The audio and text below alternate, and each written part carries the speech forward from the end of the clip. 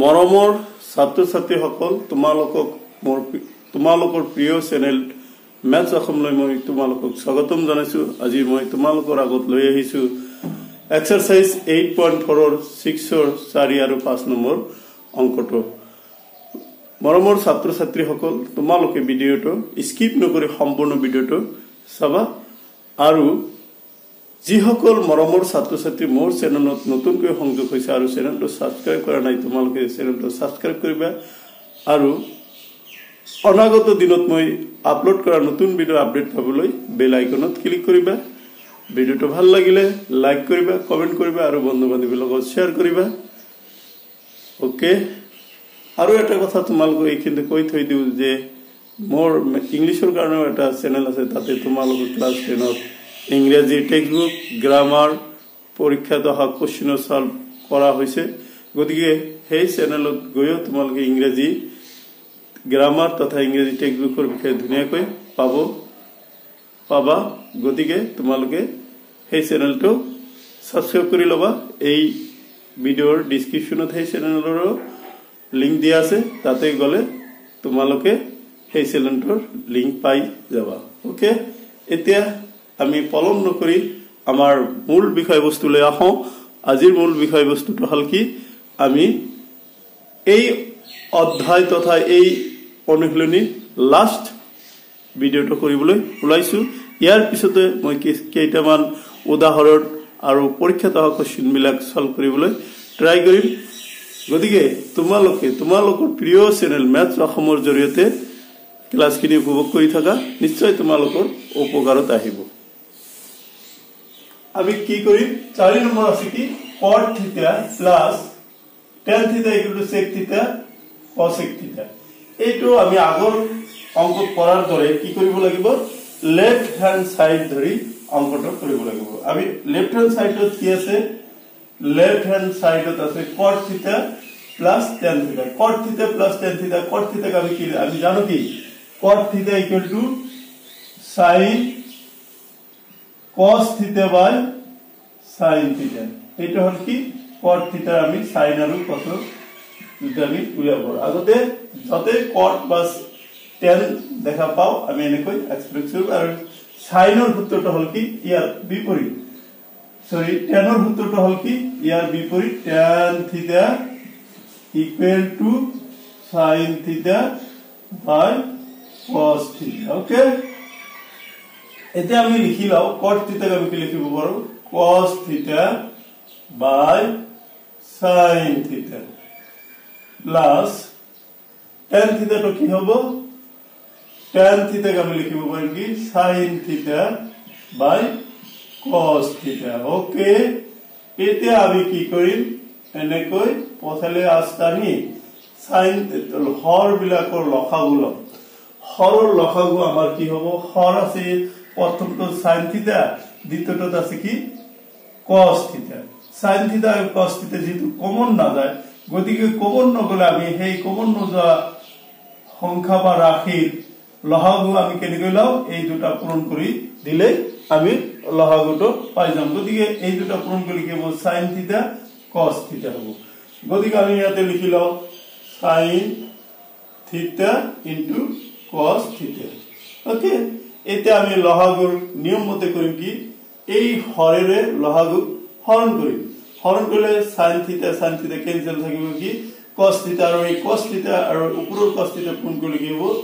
cos square θ। Okay, plus cos θ দি আকৌ ঠিক হেনে দৰে ইয়াক হৰণ কৰিলে আমি cos কেনসেল হ'ব, cos θ কেনসেল থাকিব, sin θ আৰু ওপৰৰ sin θ পূৰণ কৰিলে sin স্কয়াৰ θ। এইখিনিতে তলৰ আমি কি আছিল সেইখিনি লিখিলো sin θ cos θ। ওকে, হল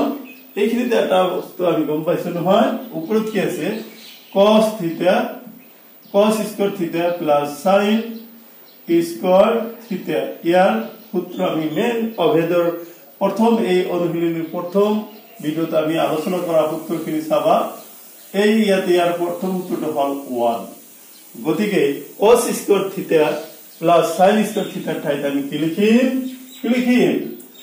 ধুনীয়াকৈ 1 লিখিম। ওকে, হলে এতিয়া আমি এইখিনি চাও কি করি অঙ্ক নহয় হেৰি অঙ্ক কৰিব পাৰিলে মজা জানিলে মজা কৰিব পাৰিলে মজা গতিকে তোমালোকে এই মজাটো লবলৈ ট্ৰাই কৰিবা মই আশা কৰিছো মই যিখিনি দুটা চেপ্টাৰ আজি শেষ হল পুংখানুপুংখৰূপে গোটেইখিনি অঙ্ক কৰিছো এটলিষ্ট এই দুটা চেপ্টাৰ মিলি 60-70টাৰ ভিডিও 60টাৰ নিচিনা হ'ব আৰু ভিডিও এই 60টা বা 55-56টা ভিডিও যদি তোমালোকে চোৱা কিয় নোৱাৰিলে দ্বিঘাত সূত্ৰ আৰু দ্বিঘাত সমীকৰণ আৰু ত্ৰিকোণমিতিৰ এই চেপ্টাৰ দুটা কিন্তু ধুনিয়াকৈ আলোচনা কৰা বাকি গোটেইখিনি চেপ্টাৰ মই তোমালোকৰ আগত ট্ৰাই কৰিম বেস্ট মানে দিবলৈ ওকে আহামি মেন হেৰি লৈ এটো কি অন বাই ইয়াক কি লিখিব পাৰি অন বাই sin ভাঙি লিখো ইনটু অন বাই cos থিটা তাৰ মানে কি অনক আমি কি এনেকুৱা আছে নহয় চাবা দে মই কিন্তু ইয়াতে বুজাইছো অন বাই ab ইয়াক আমি কি লিখিব one by a into one by b লিখিব পাৰোনে নাই আমি ঠিক এনেকৈ এটো লিখিলো হলনে ইয়াতে আমি কি লিখিম অন বাই sin থিটা ইকুয়াল টু কি অন বাই sin থিটা হবে cosec থিটা cosec থিটা অন বাই cos থিটা হবে sec থিটা হলনে হইছে নেকি বনাই sec থিটা তো আমি আগত আনি দিও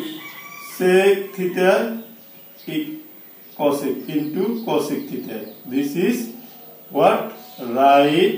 hand side proved হৈ গল ঠিক আছে নিশ্চয় তোমালোকে বুজিয়ে পাইছা এতিয়া আমি আহো এই অনুশীলনী তথা এই অধ্যায়ৰ একেবাৰে শেষ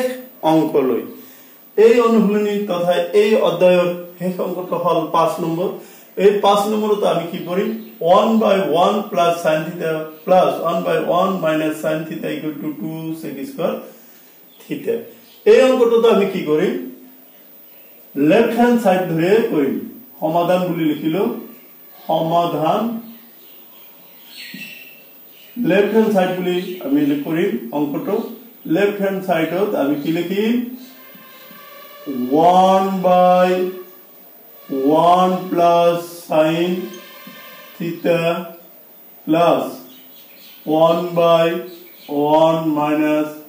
sin theta okay আমি এইখিনিতে কি করি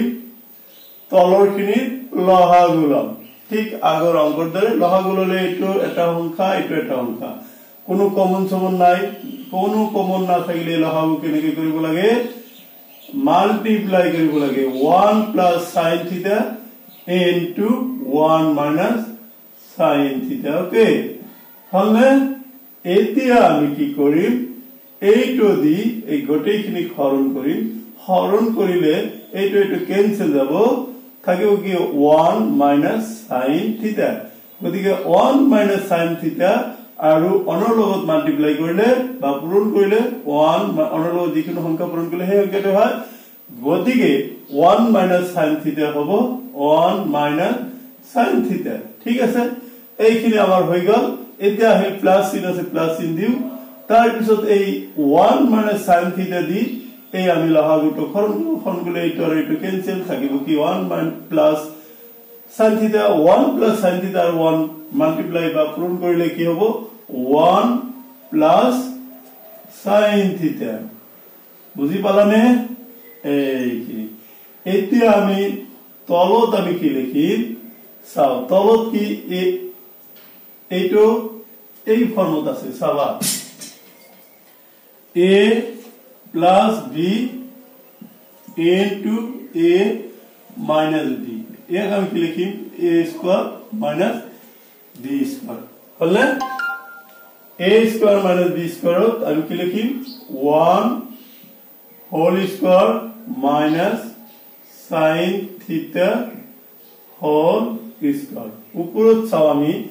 উপরত এইটো minus sin theta plus sin theta cancel থাকিল কি 1 ইয়ার আগত আছে প্লাস 1 গতিকে 2 হলে তলত আমি কি লিখিম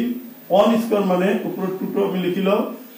1 স্কয়ার মানে 1 মাইনাস sin কি আছে sin থিটা আছে sin থিটাৰ হোল স্কয়াৰ গতিকে sin স্কয়াৰ থিটা হ'ব হলনে এইটো কি হ'ব 2/1 - sin স্কয়াৰ থিটা = cos স্কয়াৰ থিটা হলে এটা এটা অবহেড 1 - sin স্কয়ার থিটা = cos স্কয়ার থিটা গতিকে ইয়াক আমি আকৌ কি লিখিব পাৰো 2 * 1/cos স্কয়াৰ থিটা লিখিব পাৰো না নাই 1/cos স্কয়াৰ থিটা = আমি কি লিখিব পাৰো 2 * এটো কি cos স্কয়ার থিটা মানে cos থিটা 1/cos থিটা = sec স্কয়ার থিটা হলনে এইটো হ'ব আমাৰ right hand side গতিকে এইটো হল আমাৰ আনসাৰ গতিকে মাই ডিয়াৰ স্টুডেন্টস তোমালোকে নিশ্চয় এই ত্ৰিকোণমিতি অলপ ডাঙৰ পাঠটো তোমালোকে বুজি পাইছা গতিকে তোমালোকৰ উজ্জ্বল কামনা কৰি আজি মই